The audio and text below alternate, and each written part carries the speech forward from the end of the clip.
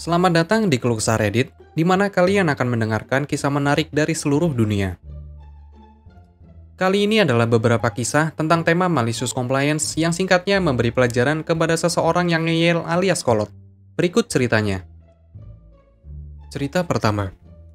Tentu, pelanggan paling lama harus menunggu 15 detik.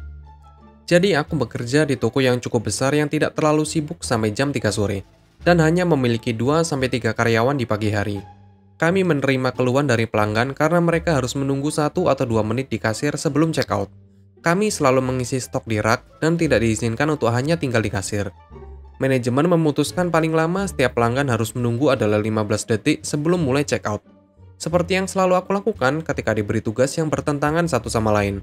Aku bertanya, "Hey, apa yang diprioritaskan? Mengeluarkan stok kami atau memastikan check out ini terjadi dalam 15 detik?" Mereka menegaskan itu adalah layanan pelanggan, dan itu adalah prioritas utama. Sempurna. Aku memiliki keranjang stok, dan aku bertanggung jawab atas kasir. Troliku berjarak sekitar 7 detik waktu berjalan dari tempat aku dapat melihat kasir. Jadi aku berjalan selama 7 detik, melakukan check out pembeli, berjalan kembali selama 7 detik, yang membuat aku memiliki 1 detik untuk merefill stok. Biasanya kami mendapatkan stok keluar dalam waktu sekitar 30 menit. Troliku masih cukup penuh setelah sekitar 4 jam. Manajemen datang dan melihat aku berjalan bolak-balik, hampir tidak melakukan pekerjaan apapun. Aku mengingatkan dia apa yang aku lakukan adalah prioritas utama. Dan karena aku tidak diizinkan untuk tinggal di kasir, aku menyelesaikan kedua tugas dengan cara yang seefisien mungkin. Hari berikutnya, aturan 15 detik telah dihapuskan. Cerita kedua. Oke, kita akan maju dengan banding. Ketika aku menjadi wakil kepala sekolah di sebuah SMA pada tahun 2006, aku memiliki siswa tertentu yang selalu dikirim ke kantor karena perilaku buruk tingkat rendah, mencari perhatian, pamer, dan lain-lain. Dalam kebanyakan kasus, dia tidak berbahaya, hanya menyusahkan saja. Dia akan memusuhi para guru, diusir dari kelas, dan kemudian dia menjadi masalahku. Suatu hari dia datang ke kelas minum soda besar, lalu dengan sengaja bersendawa keras untuk mengganggu kelas. Aku sudah muak, aku men-skors dia dari sekolah selama sehari.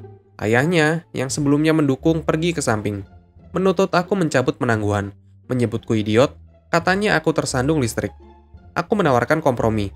Jika putranya terhindar dari masalah selama sisa tahun ini, aku akan menghapus skorsing dari catatannya. Sang ayah, yang terlalu kolot daripada melakukan yang benar, menolak hal ini. "Kalau begitu kamu bisa mengajukan banding," kataku. "Ketika kamu menerima surat penangguhan, beritahu aku keputusanmu." Sesuai dengan bentuknya, sang ayah mengajukan banding atas penangguhan tersebut.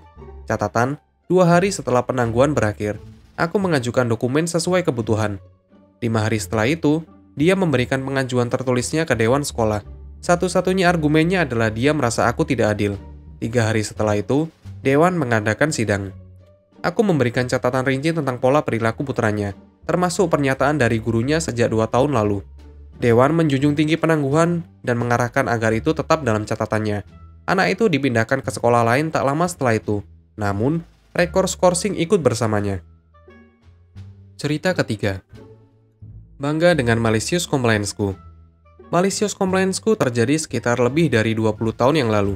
Pada bulan September, aku menerima pekerjaan eceran di sebuah toko lokal kecil untuk membayar tagihan sampai aku bisa kerja di rumah sakit setempat yang menawarkan gaji, tunjangan, dan jam fleksibel yang lebih baik yang akan sesuai dengan kembali ke semester musim semi perguruan tinggi. Selama wawancara, manajer mengemukakan perusahaan suka mempromosikan dari dalam, dan mereka akan dengan senang hati memulai aku di jalur ke asisten manajer. Aku memberitahu manajer dan asisten manajer kalau aku tidak bermaksud menerima tawaran promosi apapun dari mereka, karena aku akan kembali kuliah di musim semi. Mereka mempekerjakan aku, dan aku langsung memulai jam kerja penuh waktu. Kadang-kadang, mereka akan berkomentar tentang mempromosikan aku, dan aku akan mengulangi hal yang sama seperti yang aku lakukan ketika aku wawancara. Tidak tertarik. Tawaran pekerjaan dari rumah sakit datang tidak lama sebelum Thanksgiving. Jadi pemberitahuan 2 minggu resign-ku membuat aku memulai pekerjaan baru pada minggu pertama bulan Desember. Ini berarti toko retail akan dirugikan karena liputan selama bulan Desember yang sibuk. Aku menawarkan untuk tinggal dan bekerja di malam hari, dan akhir pekan hingga 30 Desember karena aku memang ingin memberi mereka perlindungan. Dan hey, itu akan menjadi uang tambahan di saku untuk menjalankan kasir selama 3 jam semalam dan di akhir pekan.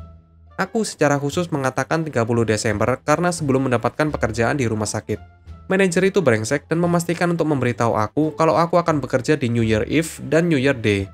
Dia suka menjadi brengsek tentang hal-hal seperti itu. Ketika aku memberikan pemberitahuan resign-ku, manajer sangat marah.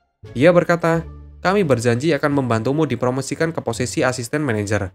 Aku menjawab, bahwa sejak hari 1 dan seterusnya aku telah memberitahu kalian kalau aku tidak tertarik untuk dipromosikan karena tujuanku adalah kembali ke perguruan tinggi. Aku menjelaskan aku mengambil pekerjaan di rumah sakit tidak hanya untuk gaji dan tunjangan yang lebih baik, tetapi karena itu akan memberikan aku fleksibilitas untuk mengubah jam ketika aku kembali ke perguruan tinggi di musim semi dan di setiap semester berikutnya. Anehnya, manajer itu mengizinkan aku menyelesaikan 2 mingguku, tetapi menolak tawaranku untuk tinggal sampai 30 Desember. Alasan dia untuk menolak tawaranku adalah karena aku akan susah dihubungi. Jadi, pada hari Sabtu pertama, aku tidak bekerja di toko. Aku mendapat telepon dari asisten manajer yang meminta aku untuk datang membantu. Asisten manajer adalah pria yang cukup baik, dan dia mengatakan manajer adalah orang yang memintanya untuk menelpon aku. Jadi, aku memberitahu asisten manajer. Tolong beritahu manajer kalau aku ingin datang dan membantu, tetapi aku khawatir aku susah dihubungi. Aku percaya tidak membakar semua koneksi, tapi ini adalah salah satu koneksi yang perlu dibakar. Ini bukan malicious compliance yang besar, tetapi ini adalah kisah yang masih ingin aku ceritakan bertahun-tahun kemudian. Terima kasih telah menonton video ini. Kalian bisa like, komen, dan subscribe channel ini. Sampai bertemu di video selanjutnya.